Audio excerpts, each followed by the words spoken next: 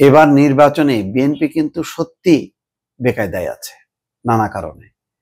দেখেন, বিচার হয়ে গেল, এখন ওই যে গণভোট আর জুলাই সনদ নিয়ে যে টেনশন ছিল বিএনপি, সেটাও গেল। ভোটের দিন গণভোট হবে, এটা নিয়ে বিএনপির আর কোনো টেনশন নেই। এখন হলো সামনে একটাই পথ বা একটাই চ্যালেঞ্জ, সেটা হচ্ছে সংসদ নির্বাচন। কিন্তু এই সংসদ নির্বাচনে বিএনপি 63টা আসন ফাঁকা রাখছে। 63টা আসন, 237টা ঘোষণা করছে, 63টা শরিকদের জন্য রাখছে। এগুলো পুরোটা না, তার মধ্যে বেশ কিছু আসন তারা দেবে, হয়তো 10টা, 15টা, 20টা। প্রত্যেকটা শরিকদের জন্য প্রত্যেকটা আসলেই বিপজ্জনক হয়ে যাচ্ছে। কারণ বিএনপির নমিনেশনে প্রাথমিক এটা যদি বহাল থাকে, এটা যদি সংশোধন না করে, সেটাও বিপজ্জনক হবে। সেখান থেকেও মনে করেন যে 20-25 জন নাই, তারপরে শরিকদের আপনি কয়টা দেবেন? 20টা দেবেন, 20টার মধ্যে মনে করেন 15টা নাই হয়ে যাবে। তাহলে এইদিকে মানে 25টা ধরেন, বিএনপি যেভাবে নমিনেশন গুলি দিছে, যদি যাচাই বাছাই করে কারেকশন করে তাহলে ভালো, আর যদি না করে মনে করেন 25টা নাই, আর ওইদিকে শরিকদের জন্য যদি 20টা করে, তাহলে 15টা নাই। তাহলে 25 আর 15 কত? 30-40টা নাই। আর এমনি কম্পিটিশন করে জামাত কয়টা জিতবে হিসাব করেন? জিতবে তো, আর অনায়াসে পেয়ে যাচ্ছে 40টা। কারণ এই শরিকরা ধানের শীষ প্রতীক ছাড়া তারা কুলাইতে পারবে না। জামাত সুবিধাজনক অবস্থায় আছে, তার দাড়ি পাল্লাও পরিচিত, আবার ওই যে হাত পাখার সাথে যেটা নেবে যে দলটাকে, ওটাও পরিচিত। তাহলে কঠিন চ্যালেঞ্জ। এই অবস্থায় এখনো পর্যন্ত শরিকদেরকে যে কটা দেবে জানা যাচ্ছে, সাদাত হোসেন সেলিম পরিচিত মুখ, তার বিএনপি ব্যাকগ্রাউন্ড আছে, কিন্তু প্রতীক তো লাগবে। আচ্ছা, প্রতীকও বাদ দেন, এখনো তাকে ডিক্লেয়ার করা হয়নি, তো সে কি ইলেকশন করবে? নুরুল হক নূরকে দেবেন, ওখানে হাসান মামুন শক্তিশালী প্রার্থী, বিএনপি নেতা কর্মীদের কাছে জনপ্রিয়, ওই জায়গায় নূরকে দেবেন কি দেবেন না সিদ্ধান্তটা এখনো হয়নি।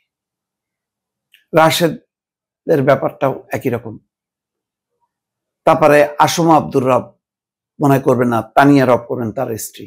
তারপরে ওনাদের সেক্রেটারি মাহমুদ, তার কি হবে? জুনায়েদ সাকির কি হবে? মাহমুদুর রহমান মান্না, এই ওনারা ধরেন পরিচিত, কিন্তু ওনাদের প্রতীকের কারণে তো বেকায়দা পড়বে, এটা ইনশিওর করতে পারেনি এখনো বিএনপি। ওই দলগুলো জোরদার কোনো আন্দোলন করছে বা চাপাচাপি করতেছে সেটাও না। তারেক রহমান যাই হোক না কেন, সে তো তাও অনশন করে একটা মোটামুটি একটা পর্যায়ে আসছে, তার আমজনতা দল, কিন্তু ওনারা তো আমি দেখি না কোনো নড়াচড়া করতে। এটা কি বিএনপিরই দায়? তো বড় ধরনের একটা ঝুঁকির মধ্যে কিন্তু চলে যাচ্ছে আরপিও। এখন সংশোধনের পর সব দল প্রতীক নিয়ে ইলেকশন করতে হবে। এখন এনসিপি আর জামাতও পেয়ে বসছে, বলছে হ্যাঁ প্রতীক নিয়ে তোমাদেরকে ইলেকশন করতে হবে, যার যার দল তার। তাদের তো এতটা যায় আসে না, কিন্তু বিএনপি তো যায় আসে। এই যে আমি হিসাব করলাম, এখনো কিন্তু বিএনপি তাদের নিজেদের তালিকাটা সংশোধন করেনি, কিন্তু সংশোধন কিন্তু জরুরি।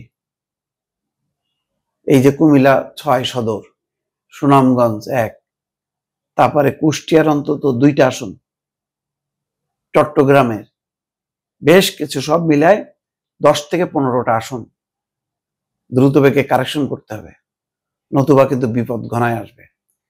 বিএনপির যাদেরকে এমন কিছু প্রার্থী আছে যাদেরকে দেওয়া হয়নি, তারা কিন্তু স্বতন্ত্র দাঁড়ালেও হয় জিতবে, না হলে ওই স্বতন্ত্রও জিতবে না, বিএনপির প্রার্থীও জিতবে না, মাঝখান থেকে জামাত ঢুকে যাবে, জামাত জিতে আসবে।